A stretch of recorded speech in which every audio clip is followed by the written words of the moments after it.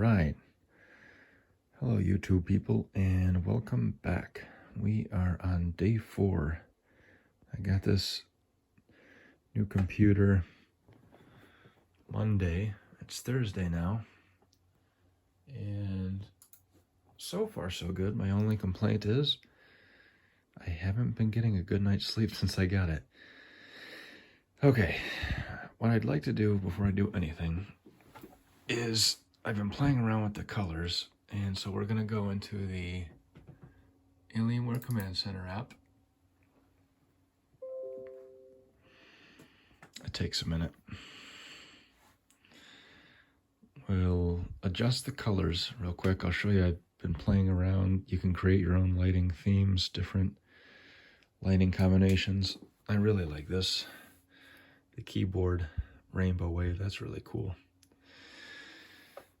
For some reason, I just like the standard blue on the computer the most. It looks really, really clean, I think. What's it asking me? Sure. Okay, any minute now. Okay, then we'll go to FX at the top, and I did different themes. Astral blue, conspiracy blue, cyborg green, fusion red. These color naming schemes are from when I bought my first one in 2007. They had different case colors and different lighting color combinations, and they had the kind of spacey names like that. So I wanted to carry that coloring naming scheme to this new machine. I think it's cool. Let's go with orange. Nebula orange. Everything nice fall color, huh? He will exit out of that. Oops, I forgot to hit apply. Doggone it. Okay, back to it. FX. Nebula orange, and then you have to click this check mark and hit activate, or else it doesn't stay when you close it out. Okay, now first thing we're going to do tonight is load up the Battlefield 5. And yes. Okay. Alright, here we go. One thing I noticed about loading up Battlefield 5 is that it starts up in a windowed mode, which I thought was strange. And I researched it thinking, maybe there's some sort of setting I can do. And the bottom line is everybody, or I should say lots of people, have this issue going on, and there's probably something you can do about it. Here's what I'm going to do about it. I'm just going to hit the full window button, and that'll be the end of that. The reason I wanted to do PUBG, but let's do this first. Reason being, I found out I wasn't actually doing ray tracing on. I was not doing ray tracing. Let's go to options and let's turn ray tracing on. I was getting 120 frames. Let's see how big of a performance hit I'm gonna get with ray tracing. So we're up here in advanced, and we have to enable DX12, DirectX 12. Then we can come down to ray tracing, which is now, it used to be grayed out, now it's on ultra. And then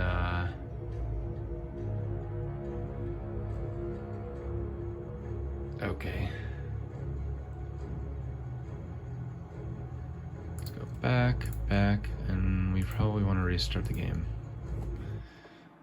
so it can take effect. All right.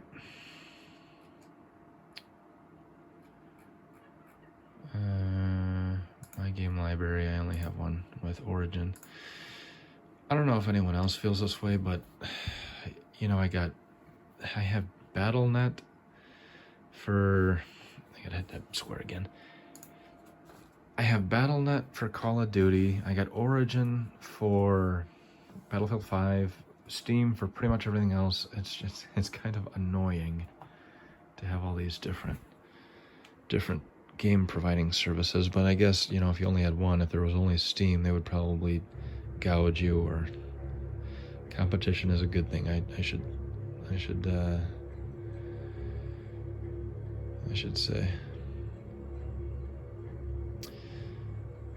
I just wanted to say one thing, and that's I still am at work watching the clock just in anticipation for coming home and playing. I just look forward to it so much. Okay. I'm really curious as to what kind of performance hit. I'm gonna guess I'm gonna drop 30 frames with DirectX.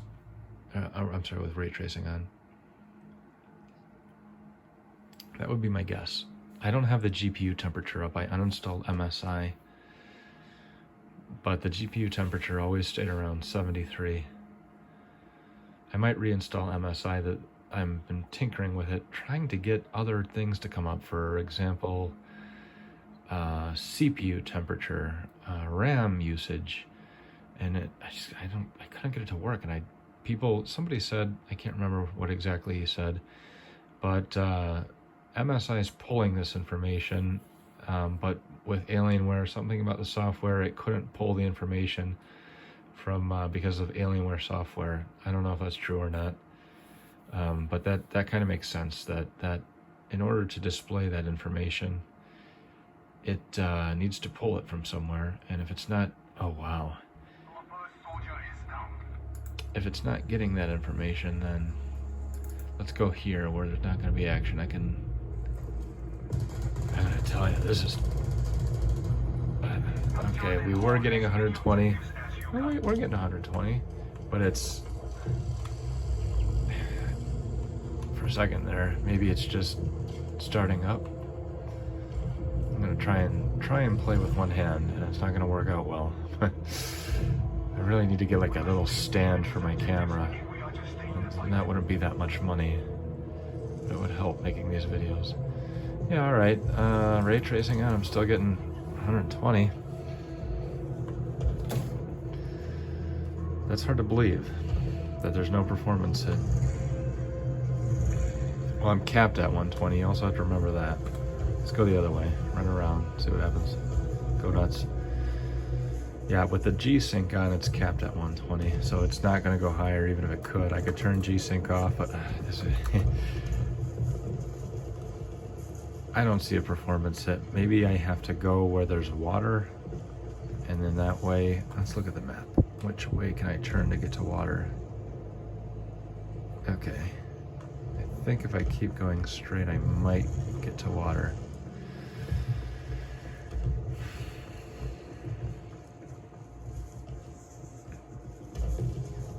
Yeah, I would think with RTX on that you're gonna drop 30 frames a second. So I'd go from 120 to 90.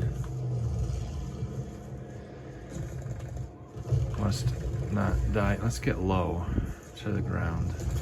Oh, died. Okay, fine. I'm